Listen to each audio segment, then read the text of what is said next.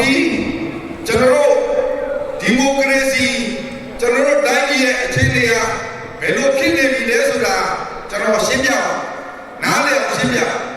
1994ခုနှစ်မှာတော့ကျွန်တော်တို့တိုင်းပြည်မှာဟုတ်လား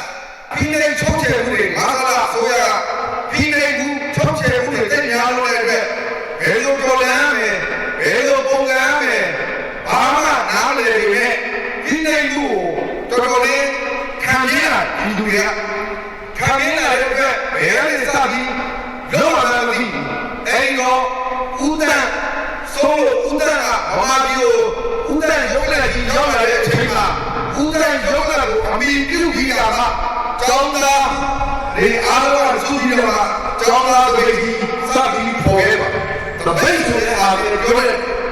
ဘာမှမဝရရဲ့ policy ဘာမှမပြောရဘူးအဲ့တော့ဦးတန်းအရေးကြီးခေါင်းပေါ်စလေး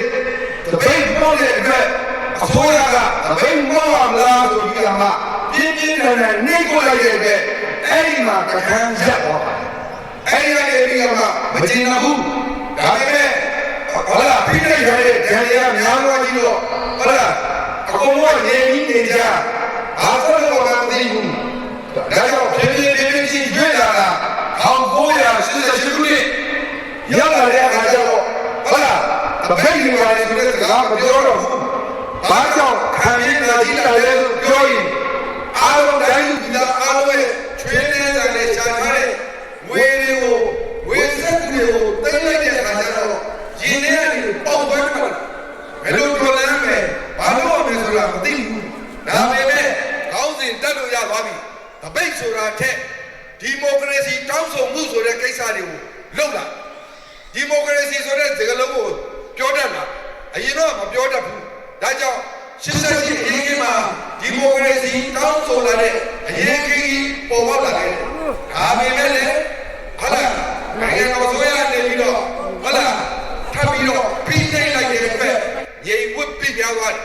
အဲ့ဒီဥစ္စာကဟုတ်လားရေထဲကိုပထမဦးဆုံး1984ခုနှစ်မှာရေထဲကိုပြုတ်ကြတဲ့လူလိုပဲ1988ကျတော့လေဟုတ်လားရေလေကောင်ထဲမှာခါးလေလောက်နစ်သွားပြီအဲ့ဒီအခုလာတဲ့2021ဒီအရေးတော်ပုံကကြတော့တိုင်းပြည်လုံးနဲ့ပတ်သက်သွားပြီလူတွေအသေးပြောက်ပြီးအားများသွားပြီ